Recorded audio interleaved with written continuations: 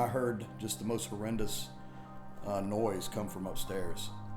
And a couple of the dogs barked briefly, and I opened the bedroom door and I asked Tasha if she heard that noise, and I woke her up out of her sleep, and she said no, she didn't hear it. And then her phone, I think text or her phone call went off, and I said, who is that? And she said Lila. And so I don't even remember how fast we got up the stairs. I don't know if we hit 2 or 3 steps. It was probably the fastest I've ever gone up a flight of stairs. I asked her what was wrong, and she said I had fallen off the toilet. I fell on my head, my left side of my tummy, and she said I don't feel well at all. I don't feel right. And being a labor delivery nursery and ICU nurse for all these years, I knew that this time was of the essence, and we knew we had to get her to care immediately. As soon as they had gotten me in the car, I just remember laying on my left side, trying to hold the baby, trying to make the baby move a little bit, and I just remember trying to calm Tasha down and talking to my mom on the way there, and she's praying with us, and she just has such a spiritual background. I truly believe that she's the reason that we got there. Like, all the prayers were answered. My dad actually passed away 12 years ago, and I think between her prayers and him, those were our guardian angels, our cruise control getting us there.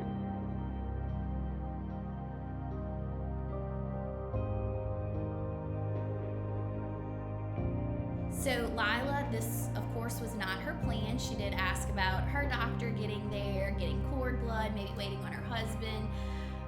But of course we informed her that this is a very emergent situation and we have to do what we have to do to save her and her baby.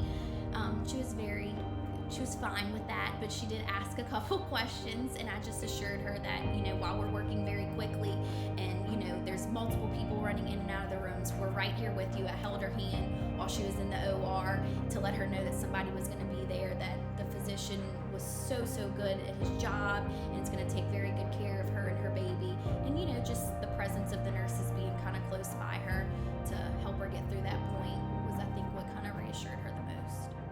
As soon as we heard the heart tones, we knew that things were going to be okay. And then after the doctor's examination, he decided to do an emergency section.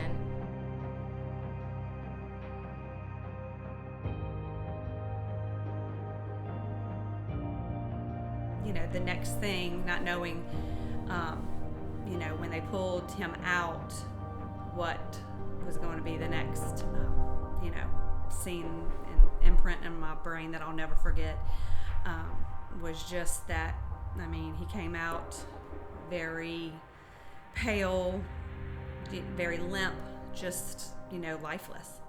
And, I'll never forget that, not knowing if he was going to make it from there. And I knew he was going to have to be coded, and, what they were going to have to do to bring him back to life, so to speak. So for that, I'll never forget that moment that I saw him. So, but, they took him at that moment.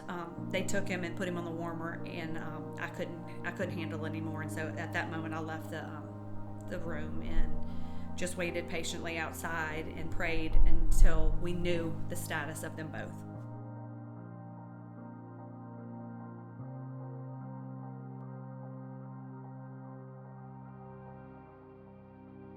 Once we get him into the NICU, we do our full assessment on him. We put him on a ventilator for his breathing issues. He's hooked to a cardiac monitor to do constant monitoring on him. We stabilize him as far as his temperature. He's very small, so Sadler needs help with maintaining his own temperature. He doesn't have enough body fat. So born premature, they do require a lot of temperature stability. We put him on, like I said, on a conventional ventilator. We give him some IV fluids to help out with the resuscitation, and he's stabilized. From that point on, it's kind of a day by day. We start feedings at about 1 to 2 days of age, depending on how his clinical status is. When he starts tolerating his feedings, we can slowly increase his feedings as he tolerates them. His goals overall are to be able to maintain his temperature, nipple all of his feedings and do well and do all his breathing on his own in an open crib to be ready to go home. Sometimes it's a short stay, sometimes it's an extended stay, just depends on the amount of prematurity and also the other aspects of the delivery that may cause issues. It was kind of crazy to see him for the first time hooked up to all of the lines and the oxygen and all of that stuff. Yeah, and it was at that moment, particularly from the father perspective of not being there when the actual birth took place, to actually see your wife and your son together, safe and getting the best care that they possibly could. It's the most reassuring thing that you can ever ask for. And at that point, I think all you can think about is being grateful and the gratitude that got you to where you are, and you kind of stop asking questions. And everything got a little hazy after that, because it was just in that moment that we realized how lucky, how blessed, and how fortunate we were.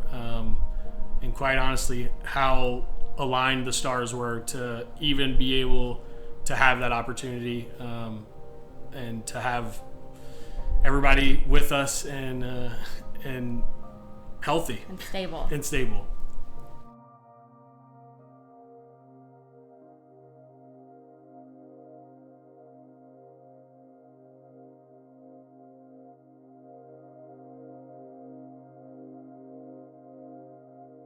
In this instance, going off script actually probably saved Lila and Sadler's life.